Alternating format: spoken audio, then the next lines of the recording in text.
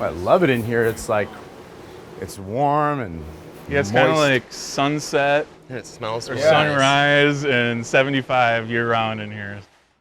We're going to start by planting some wheatgrass. All right. And basically how we do this is we just set these straight up on the shelves over here. So you can just lay them out one by one. When we soak the seed, or soak it overnight, and then we drain it and rinse it in the morning, what we have here is our 2-cup scoop. Okay. Makes it very easy for us. And basically what you're doing is you're just gonna sprinkle the seed directly out like that. And I'll let you go ahead. And then you wanna spread it edge to edge. Kind of a light touch. You don't wanna press it into the soil too much. This is really the fun part. You can accomplish a lot in a short order. I think what they're saying is work faster. SuperCharge Foods on the east side of Madison is focused on feeding the city nutrient-dense food. Every part of the growing process focuses on the nutrients that are going into the seeds, and within 10 days to 4 weeks, voila, we have microgreens. Well done. You guys are actually pretty good for your first run, I gotta say. Passes muster. Woohoo! So then we have our watering wands hanging at all kinds of different stations throughout the grow room. And it's as simple as just quick flipping on the switch and running it through if you want to give that a shot. And Yusuf, you've got one right over there if you want to get that top row. So now that we've watered everything, we'll stack them. You can do single stack or double stack. Generally, we don't do anything more than 2 trays because what we'll do is we'll throw these trays directly on top. So it's a little bit easier to water too than going through every single one and doubling it up. If you add too much weight to them, the ones on the bottom won't grow well, and you'll have some issues with, seeds not germinating and then dying, which is never a good thing.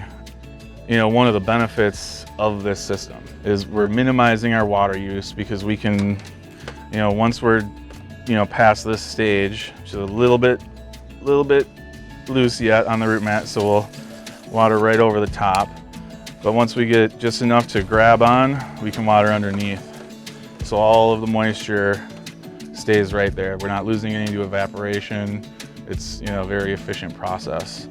Microgreens are certainly an efficient and sustainable food, grown year-round with minimal environmental impacts no matter the season. Perhaps their best quality? They can grow anywhere, and in an urban landscape, this creates opportunities for healthy food access in the places that need it most. You guys both have a gentle touch. It must be a chef thing or something. Most people really struggle with spreading the seed. You guys have done well. I'll make sure you get it all the way to the edge, but other than that, looks perfect. And that is our pump going from the brewer to the watering wand. This is red shiso and green shiso. These came out quite nicely, I must say. They don't make any decent scissors in a kitchen for lefties that I've been able to find. No, you definitely have to. Did you see is that those A little roots? dirt there, yeah. Yeah, you I want can to grab keep the dirt out best you can. Yeah. And as you can see, once you have experience doing the harvesting with the scissors or the knife, it definitely helps in terms of timing.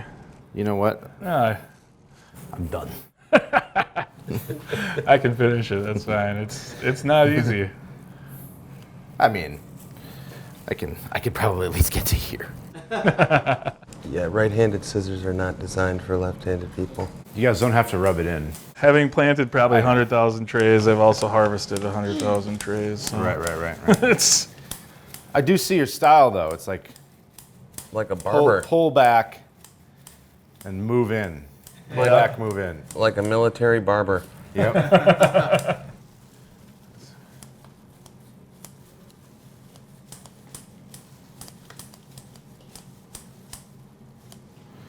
Hold up. Dang it. There we go.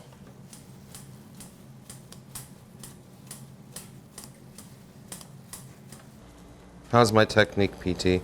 That was pretty good.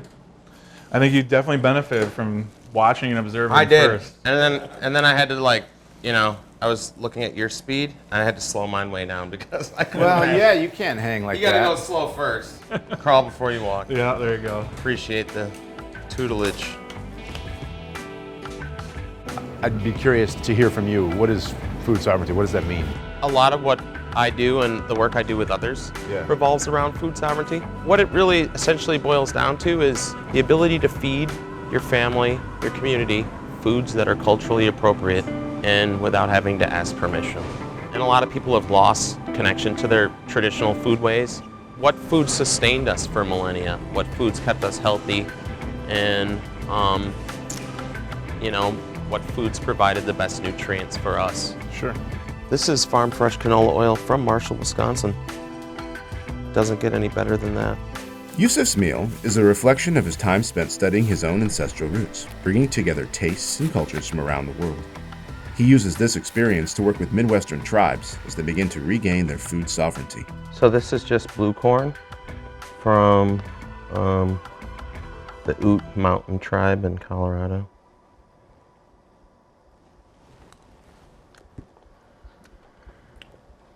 Okay. You guys can come taste this. So what this is just blue corn, water, maple, salt. That's it. And then it'll go good with some cashew frosting. It's good. It's delicious. This salad we're making is called niebe salad. It's a traditional salad in like Ghana, West Africa, Senegal. And niebe salad's real simple. It's black eyed peas, some local peppers or chilies, and then a little lime juice over it, and that's about it. We're making cuisine from natives in Colorado and Wisconsin, and we've got tribal-made maple vinegar, and we're making a salad from Africa. Where do you come up with this stuff? Where are you getting this? It's just a culmination of, you know, my pilgrimage as a chef and my genealogy, where my people came from, combinations of those cuisines. And I grew up here in Wisconsin. I've got German heritage too, so all that comes together and just kind of influences the way that I cook. Dan, I'm curious to know a little bit more about what you do. So I manage the city's business resources office. So we try to be the bridge between the city and the business community. We also are kind of trying to tackle food access directly with a program we have called the Healthy Retail Access Program, where the city will give grants to businesses that have some kind of food retail operation in a city-defined food desert. So we're working on that. The city's also doing some feasibility analysis around the idea of creating a kind of a central hub for food distribution and warehousing to try to make it a little bit easier for farmers in the region to kind of get into the Madison market. I'm in the economic development division, so I'm interested in food as a business opportunity, as a way where people can start and grow businesses, but also the city's trying to think about how to address access to food as a policy issue too. Right. What we're doing is a really simple dressing for our salad. I'm gonna add a dash of this. Now this is real maple vinegar.